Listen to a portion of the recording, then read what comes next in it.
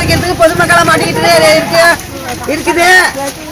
அவன் வித்து மாடி மேல மாடி கட்டுறான், மக்களை கொல்றான். எவ்வளவு பேர் அதுக்கே காலையில 5 மணிக்கே குடி போதையில இருக்கிறாங்க. இந்த நேரமும் எல்லாம் சின்ன பிள்ளைங்க வரைக்கும் குடிச்சிட்டு 16 வயசு 15 வயசு வரைக்கும் எல்லாருமே குடிச்சிட்டு அது மாதிரி அட்டகாசம் பண்றாங்க. சின்ன வாஞ்சூர் ஒரே பேரா போயிட்டு பஸ் பூரா. இது வரைக்கும் போலீஸ் எந்த நடவடிக்கையும் எடுக்கவே மாட்டேங்கிறாங்க. சொல்ல எத்தனை மனுவெல்லாம் கொடுக்குறோம். தீர்வு நீங்க கொடுத்தே ஆகணும். 2 போலீஸுக்கு அனுமாமா எங்க ஊருக்கு நீங்க போட்டே ஆகணும். 25 ரூபா இருந்தா சாராயம் குடிக்கலாம் சார் எங்க ஊர்ல. 4 பேர் சேர்ந்து வேண்டியது 25 ரூபா இருந்தா சாராயம் குடிக்கலாம். இருக்கிறனால எங்களுக்கு ஆவந்தா இருக்கணும்ல சார். எங்க வீட்ல 5 பொம்பளை பிள்ளைங்க இருக்கு. எங்க வீட்டுக்காரன் அவ்வளவு குடி காலையில டீக்கு பதில் டீ கடையில வந்து சரக்கு அடிக்கிறாரு. அடிச்சுட்டு 5 மணிக்கு வீட்டுக்கு வராரு. நான் என்ன சார் பண்ண முடியும்? நாங்க என்ன பண்ண முடியும்? எந்த தீர்வுமே நீங்க போலீஸ்காரன் நீங்க அறிவிக்கலன்னா நாங்க என்ன பண்ண முடியும்? நீங்க வர்றீங்க போறீங்க அவ்வளவுதான், அதோட நிப்பாட்டிடுறீங்க.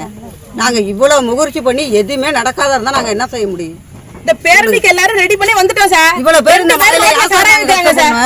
எவ்வளவு மலையில சாராயம் விக்கிறாங்க. பஸ்ல ஏதோ 3 பேர் வந்து சாராயம் விக்கிறாங்க. எவ்வளவு பேர் போராடி புண்ணியமே இல்லையே.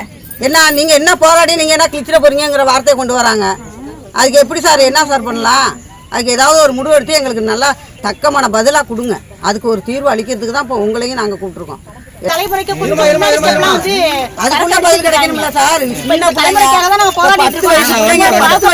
சிகரெட் அடிக்குது, சரக்கு அடிக்குது, கஞ்சா அடிக்குது, இப்படி ஆகுது சார். இந்த ஊர்ல எந்த பாதுகாப்பு வச்சு நடக்க முடியும்?